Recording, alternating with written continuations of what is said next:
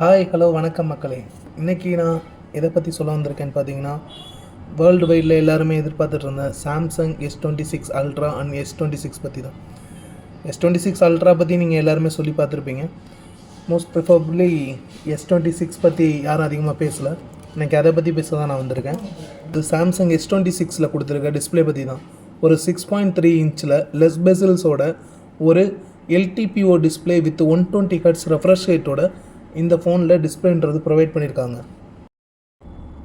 இதில் கொடுத்துருக்க ப்ராசஸர்ன்றது பார்த்தீங்கன்னா 2 nm ப்ராசஸரில் Exynos 2600, அதாவது சாம்சங்கோட ஓன் ப்ராசஸர் வந்து இதில் ப்ரொவைட் பண்ணியிருக்காங்க சாம்சங்.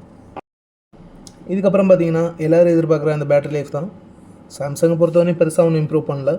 எப்போதும் போல் 4000 mAh வச்சுருந்தது இப்போ ஒரு 4300 mAh கொண்டு வந்து கொடுத்துருக்காங்க.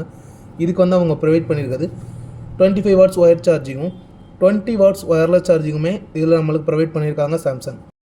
இதில் வந்து சாம்சங் நம்மளுக்கு பார்த்தீங்கன்னா ஒரு 12 MP மெயின் கேமராவும் 10 MP டெலிஃபோட்டோ லென்ஸும் 12 MP அல்ட்ரா வைடும் 50 MP மெயின் கேமராவுமே இந்த S26 நம்மளுக்கு ப்ரொவைட் பண்ணியிருக்காங்க.